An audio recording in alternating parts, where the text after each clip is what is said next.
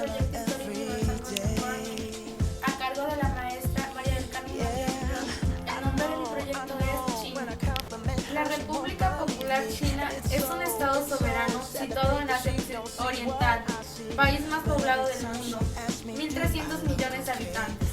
Estado unipartidista, gobernado por el Partido Comunista, se da su gobierno en la capital de Pekín, dividida en 22 provincias, 5 regiones autónomas, 4 municipios. Su superficie es de 9.6 millones de kilómetros cuadrados y tiene fronteras con 14 estados.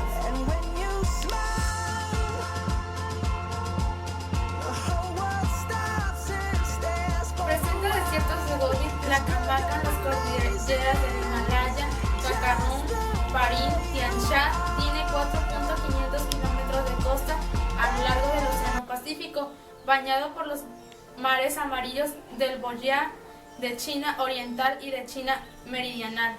Su civilización fue una de las primeras que florecía en la cuenca del río Amarillo.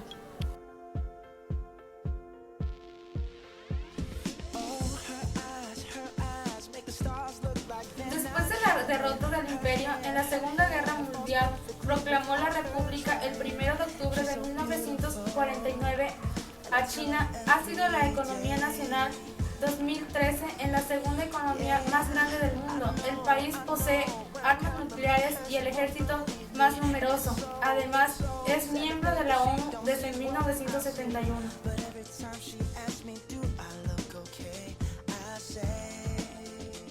La República de China se articula oficialmente en tres. 1. El nivel provisional, país dividido en 23 provincias, 5 regiones, 4 municipios. 2. El nivel distrital, provincias y regiones autónomas, se divide en prefecturas. 3. Nivel cantonal, distritos autónomos se reparten en cantones de minorías étnicas y poblados.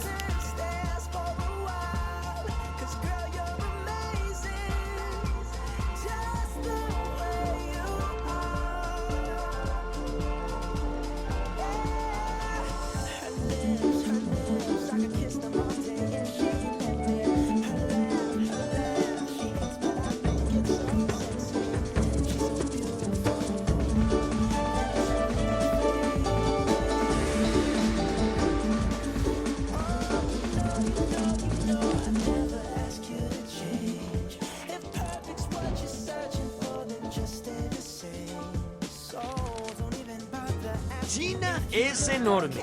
Solo basta con observar un mapa para darse cuenta de la inmensa extensión territorial que abarca. Uy, pero si es casi medio continente.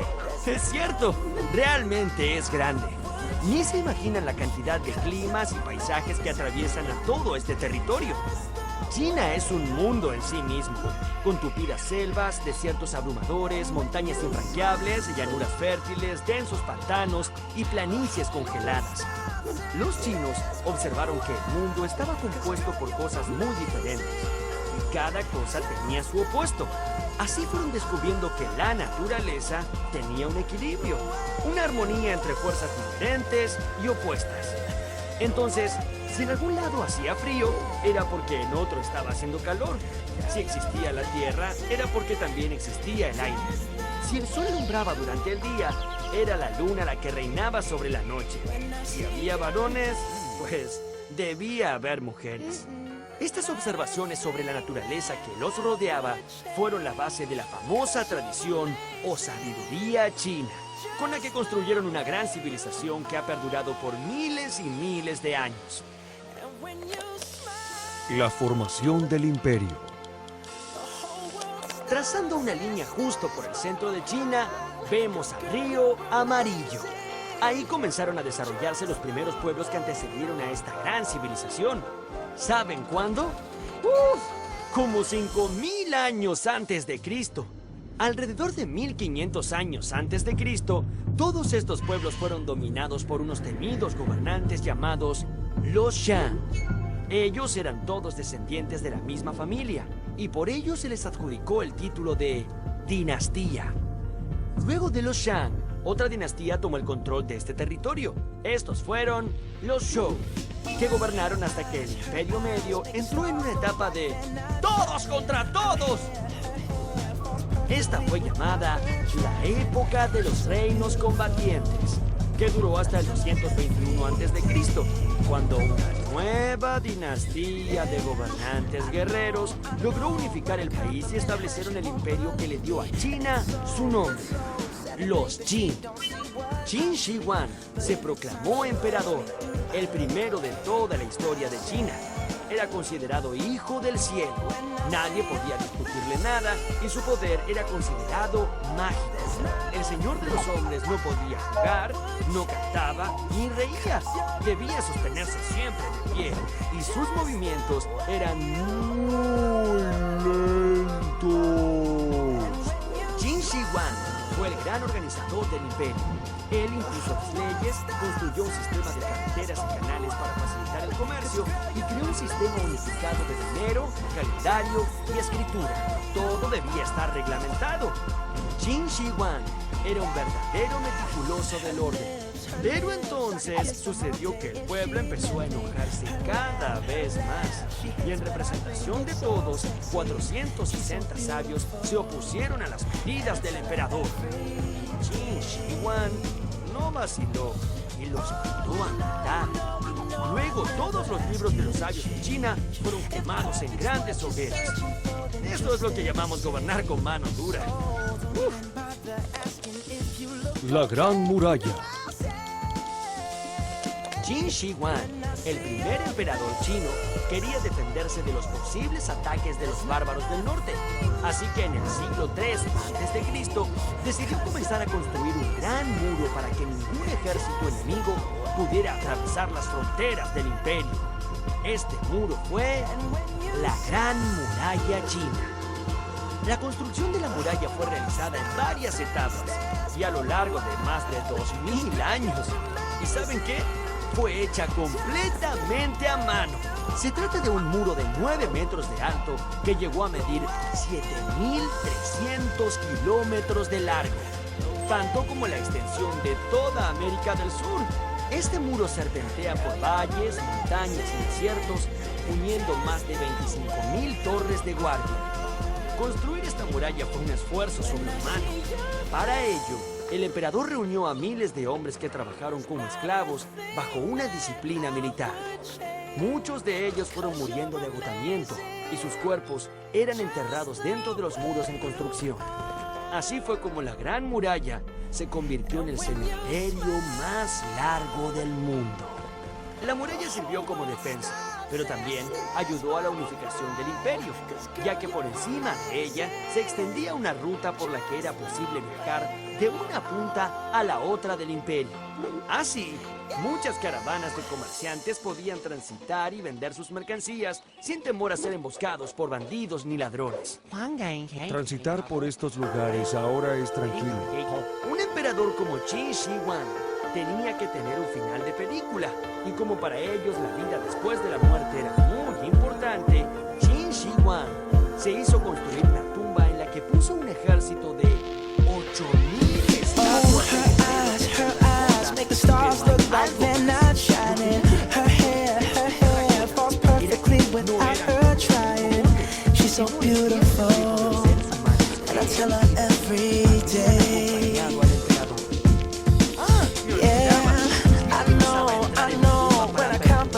She won't believe me, and it's so sad to think that she don't see what I see. But every time she asks me, do I look El maestro okay? Kong. I say, when I see your face, there's not a thing that I would change, 'cause you're amazing, just the way you are.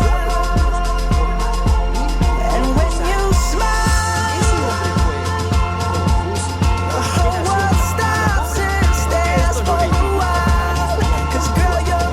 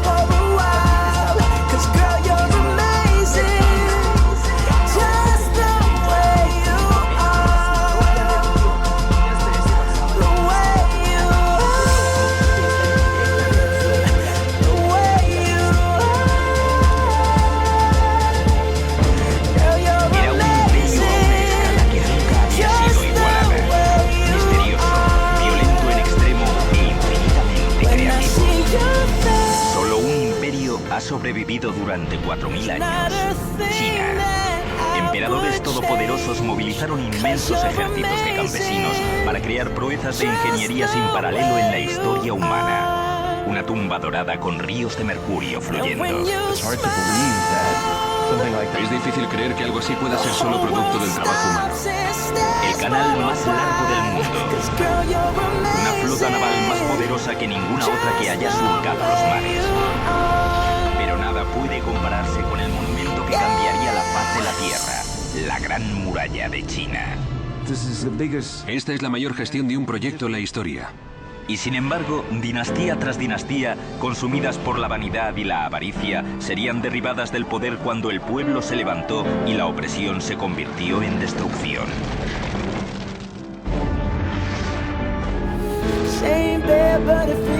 La construcción del imperio, China.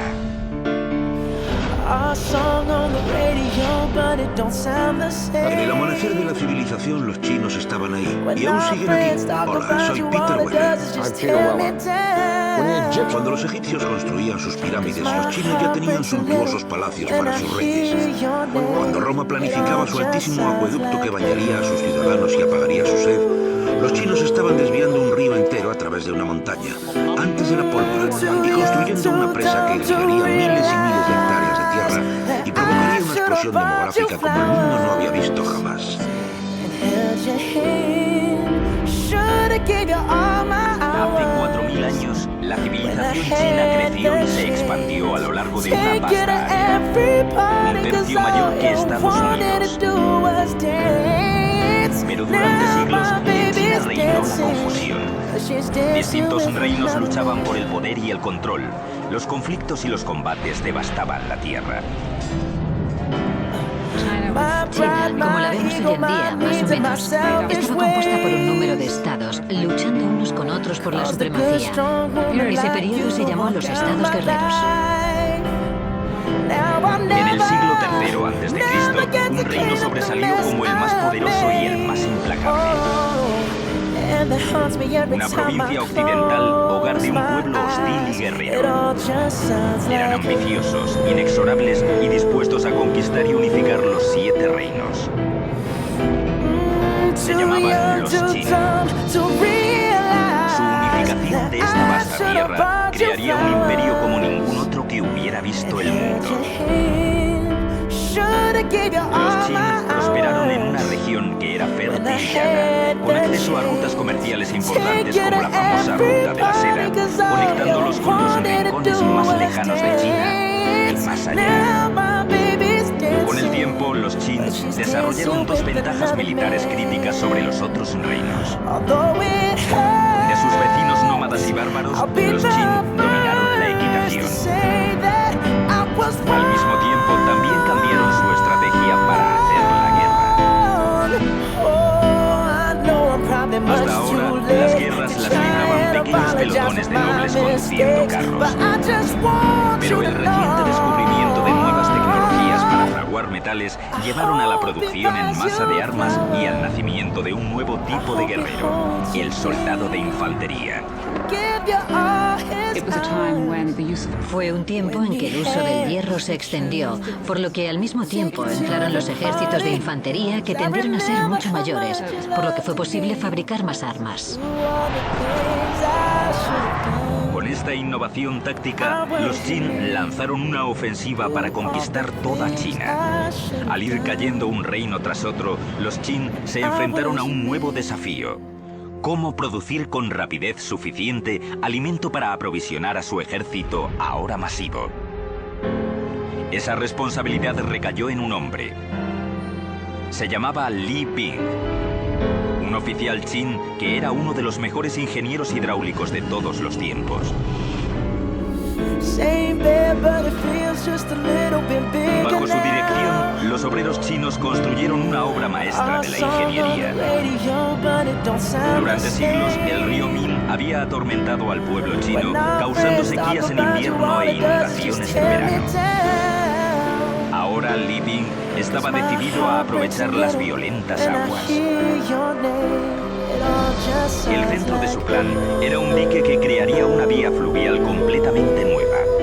Un canal para controlar el flujo y también para proveer un suministro de agua para la producción de alimentos que necesitaban con desesperación. Pero Billy tenía un enorme problema.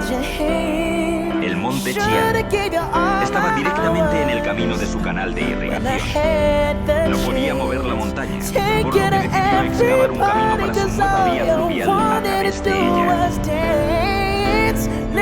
Mucho antes de la invención de la pólvora, habrían tardado décadas en abrir un camino a través de la montaña por medio del trabajo manual, usando solo martillos y taladros. Los militares Qin exigían resultados más inmediatos, obligando a Living a crear una nueva tecnología audaz. Dejaría que las fuerzas de la naturaleza hicieran el trabajo pesado por él. Primero calentó las rocas con fuegos controlados, luego las mojó con agua fría. Esto provocó que las piedras se rompieran en pequeños trozos que podían ser transportados.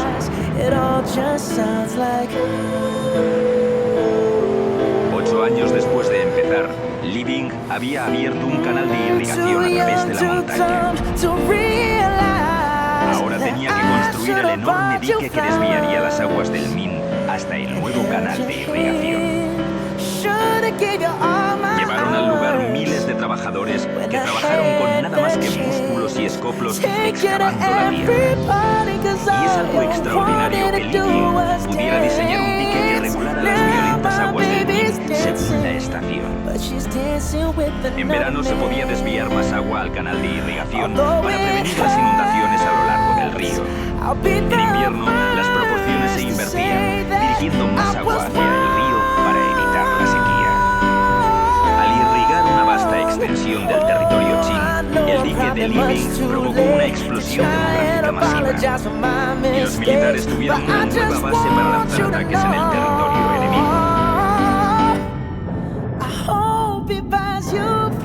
El estado de Qin se estaba convirtiendo en una fuente de energía. Utilizaron la riqueza creada por la agricultura y la fuerza creada por los militares para unir toda China. En el 247 a.C., esa tarea recayó en el nuevo emperador de los Qin, un niño de 13 años llamado Jin Cheng. El joven gobernante asumió el poder con su madre actuando como reina viuda. Pero Jin Cheng subió al poder en un palacio lleno de enemigos conspirando ya para matarle. Los cuchillos estaban siendo afilados. En lo alto de la lista de aquellos que le querían muerto estaba su propia madre, quien ahora tenía un amante y 2 nuevos hijos que quería en el trono. A la edad de 22 años, Jin Cheng descubrió su intriga para hacerle asesinar. Desterró a su madre e hizo matar a sus 2 hermanastros y al amante de ella. Su autoridad ahora era absoluta. Con el trono asegurado, Jin Cheng envió a sus ejércitos a acabar el trabajo de unificar toda China. Solo un reino se interpuso en su camino. Los llamaban los Chu. En el 238 a.C., los Qin lanzaron una guerra a fondo contra los Chu en un conflicto que duró obstinadamente 15 años. Por fin, en el 233 a.C., ellos también alzaron la bandera de la rendición. El último gran obstáculo para la conquista de los Qin de toda China había sido aplastado. La supremacía Qin sobre los Chu consistió en que organizaron sus ejércitos mucho más eficazmente de lo que se había hecho antes. El sueño Qin del imperio estaba terminado. China estaba unificada y en paz. Ahora, un verdadero emperador, Jin Cheng, necesitaba un nombre real. Llegaría a ser conocido en toda China y en todo el mundo simplemente como Shi Huangdi, el primer emperador.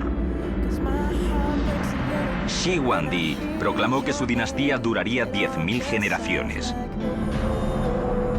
Fue durante su reinado cuando China se embarcó en la construcción del proyecto quizá más espectacular de todos los tiempos. Una muralla como ninguna otra había sido vista en el mundo. Pero los Qin pagarían un alto precio por las grandes ambiciones de su emperador, con la ira de líderes implacables y con la sangre de su propio pueblo. 220 a.C., El primer emperador de China, el triunfante Shi Huangdi, parte a inspeccionar su nuevo imperio. Por primera vez en la historia, China estaba unificada y segura. Y tenía intención de mantenerla así con el proyecto de ingeniería más ambicioso concebido jamás: la Gran Muralla de China. La Gran Muralla es una conexión de murallas que ya existían anteriormente. Un número de estados en el norte de China habían construido murallas en parte para defenderse unos de otros, pero sobre todo para defender su frontera norte. Sigue siendo hasta la actualidad, sin superar por la ingeniería moderna, una sola barrera inexpugnable que aísla el